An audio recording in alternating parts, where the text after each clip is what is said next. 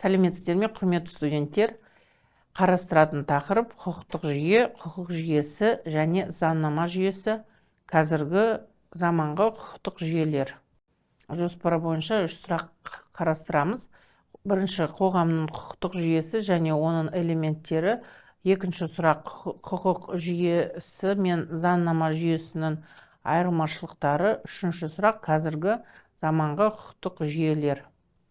Қоғамның құқықтық жүйесі және оның элементтері. Құқық өте күрделі жүйені көрсетеді. Әртүрлі бір-бірімен байланысты қоғамдық қатынастарды реттейді. Қоғамдық қатынастардың өзі де түрлерге бөлінеді. Жаңа қоғамдық қатынастар пайда болып, қалыптасқан қатынастар жүйесі өзгеріп отырады. Соған байланысты жаңа нормалар және бұл нормаларға қатысты жаңа байланыс жүйесі қалыптасады. Құқық жүйесі дегеніміз құқықтың өзінің ішкі құрылымы, оның әртүрлі салаларға, бұл салалардың өздеріне тән ішкі бөлімдерге және институттарға бөлінеді. Құқық құрылымының жүйесі бір-бірімен байланыстағы көптеген элементтерден тұратын біртұтас құрылым. Құқық жүйесі бірнеше сатыдан тұратыны нақты слайдта көрсетілген. Біріншісі ішкі байланыстағы заң нормалары, екінші сатысы құқықтық институттар болып табылады. Құқықтық институттың 3 негізгі белгісін көрсетеміз. Бірінші, құқық нормаларының заңды түрдегі теңдігі. Екінші, қоғамдық қатынастың нақты анықталған бір саласының жағын реттеуі. Үшінші, құқықтық институтты құрайтын нормалардың, заңдардың және басқа нормативті құқықтық актілердің тарауларға, бөлімшелерге жүктелуі. Құқық жүйесінің бұл үшінші сатысы құқықтың әртүрлі салаларға бөлінуін көрсетеді. Құқық саласы дегеніміз қоғамдық қатынастарының нақты анықталған саласын реттейтін нормалар тобы. Мұндай қатынас саласын реттеуде өзіне тән арнайы әдіс тәсілдері пайдаланады. Құқық салаларын конституциялық, әкімшілік, азаматтық, қылмыстық, азаматтық іс жүргізу құқығына және тағы басқа құқықтарға бөлеміз. Екінші сұрақ, құқық жүйесі мен заңнама жүйесінің айырмашылықтары. Барлық ғылым салалары сияқты құқық саласының негізгі белгілері бар. Бірінші, әрбір саланың өзіне тән пәнінің бар болуы. Екінші, өз заңы өзіне тән кодекстеленуі. Үшінші, құқықтық нормаларды мүлтіксіз орындауға бағытталған мемлекеттік құқықтық шаралары, құқықтарды және міндеттерге іске асыру әдістері, белгіленген құқық субъектілерінің құқықтық жағдайларын реттеуші ерекше заң тәртібінің болуы. Осы белгілердің барлығы құқық саласының түрлерін анықтайды. Құқық салаларын топқа жинақтаймыз. Бірінші топқа негізгі құқықтық тәртіпті қамтитын базалық салалар жатады. Екінші топқа құқықтық тәртіптің қалыптасқан қоғамның маңызды жақтарын қамтитын арнаулы салалар жатады. Үшінші топқа әртүрлі институттардың комплексті салалары жатады. Құқықты салаларға бөлу екі негізгі бөлікті анықтайды: құқықты реттеу пәні және әдісі. Құқықты реттеу пәні заң нормаларының арасында ерекше байланыс жүйесін құрайтын құқық арқылы реттелетін қоғамдық қатынастар жатады. Құқықты реттеу пәні белгілі бір сала бойынша негізгі құқықтық нормаларды топтастырады. Құқықтық құрылымына қарай оларды айырып береді. Мысалы, мемлекеттік органдардың құрылымына байланысты қатынастар немесе халыққа білім беру саласына байланысты қатынастар жатады. Еңбек қатынастары дегеніміз еңбек құқықтың реттеу пәні ретінде жүреді. Отбасы қатынастары отбасы неке құқығы пәні ретінде. Қосымша өлшем ретінде құқықтық реттеу әдісін қолданамыз.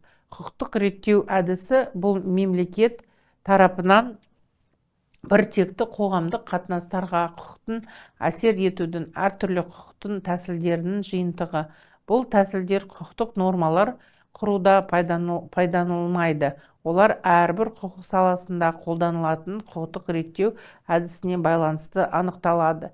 Теориялық жүйеде бірнеше негізгі құқықтық реттеу әдісін көрсетеміз. Бірінші, автономиялық немесе диапозитивті әдіс бұл меншік құқығы саласында қолданылады.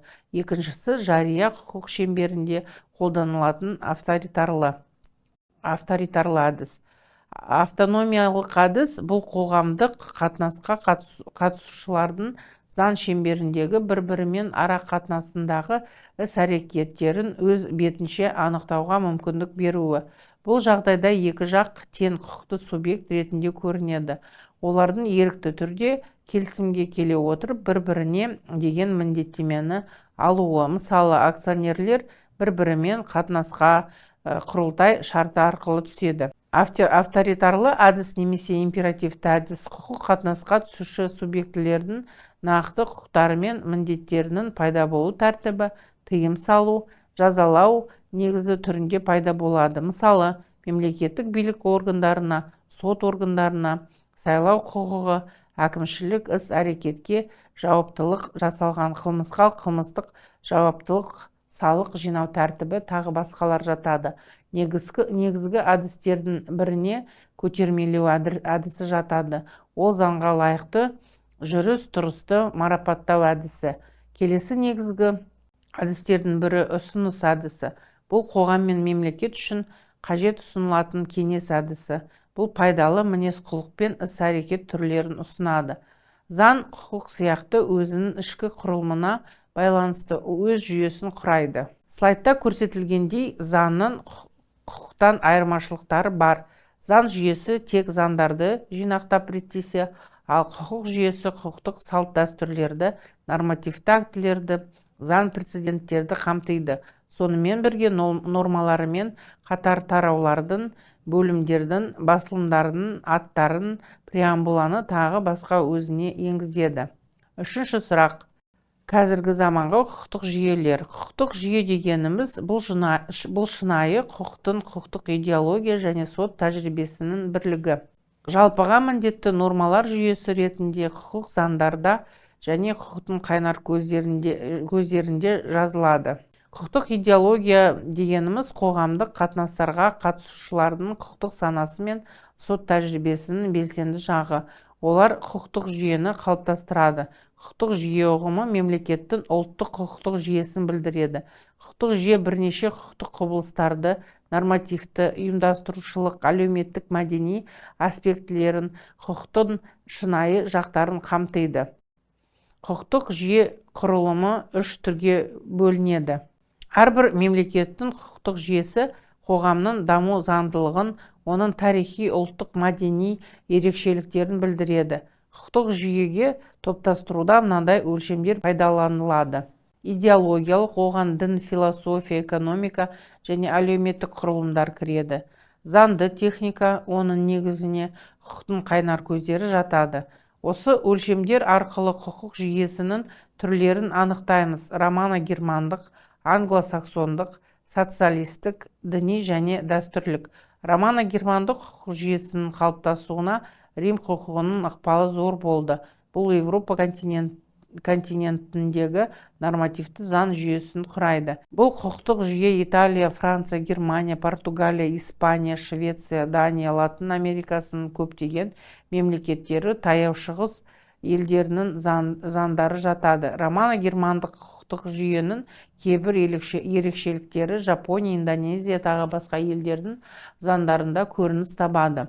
Бұл құқықтық жүйенің мынадай ерекшеліктерін атап өтуге болады. Барлық романо-германдық жүйеге жататын елдердің өздеріне тән жазба конституциялары бар.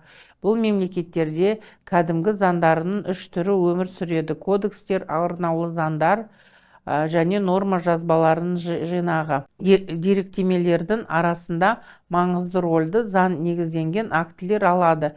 Регламенттер, әкімшілік бұйрықтар, министрлік декреттер тағы басқалары. Сот прецеденті құқықтың қайнар көзі ретінде қарастырылмайды.